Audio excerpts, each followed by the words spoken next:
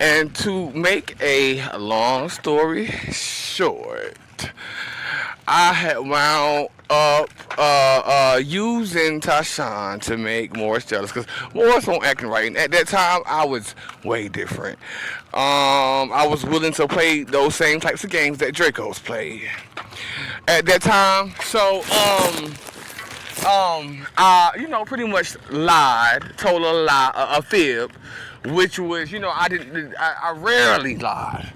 I can probably count on both hands how many times I lied, which is not many compared to the child of the world be lying. Folks be lying. Now, and I sort of used Tashawn, I lied on Tashawn to make Morris jealous, talking about how me and Tashawn was together and things of this nature, which was a complete lie. So let's go ahead and call our life sparks back from that. I decree and declare that any and all of my energy, light sparks, and soul fragments that got caught up within that lie that I told about myself and Tashawn, just trying to make Morris jealous, are released, removed, freed, and brought on back home to the mother, the father, and the child. Okay. So what else do I want to say about this right here, Tashawn himself? Okay.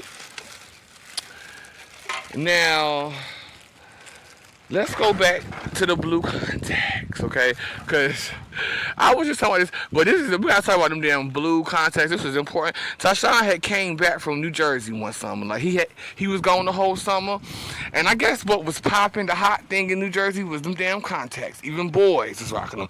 Where for me, if you a boy rocking colored contacts, baby, it's some sugar up in that tank. Is what I'm feeling. So I didn't know how to feel about him coming back wearing them contacts. Bitch, what I do know is that I did want me a pair after seeing him in them. So I gotta go ahead and call my light sparks back from that. Excuse me.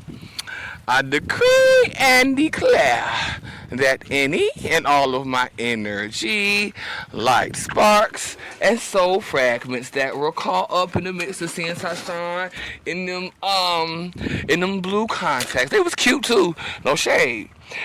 Are released, removed, freed, and brought on back home to the mother, the father, and the child.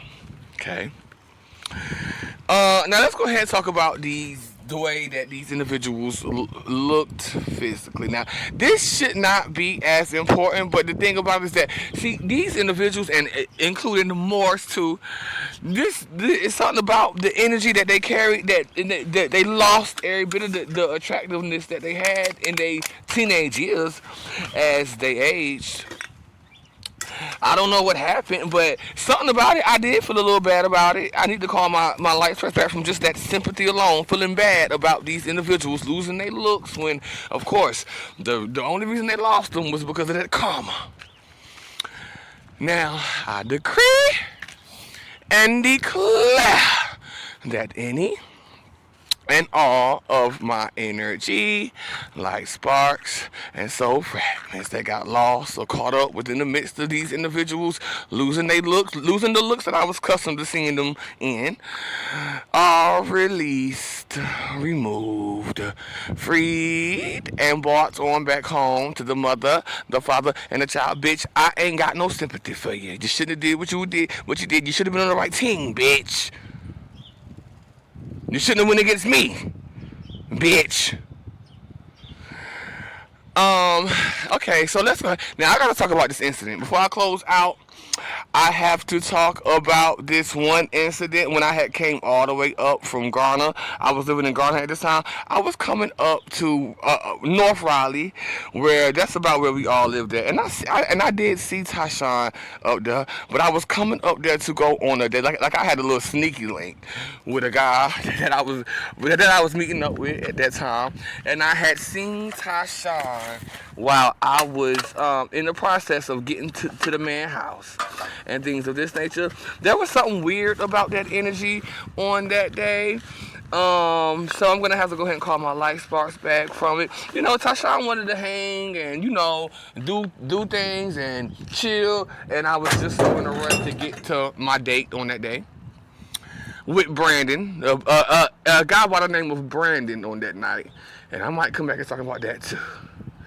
But I decree and declare that any and all of my energy, light sparks, soul fragments that got caught up and lost within the midst of that sneaky link on that night, the sneaky link itself, we're going to get back to it, but specifically the Tashawn aspect of it before getting there, seeing him on the way there, are released, removed, freed, and brought on back home to the mother, the father, and the child. You see, I told y'all about that etheric recording. That's what that was. That's how that even happened. The black orbs and the spider web and that etheric recording, which caused me to see Tashawn as I was on my way to that date house, that sneaky link I had that night.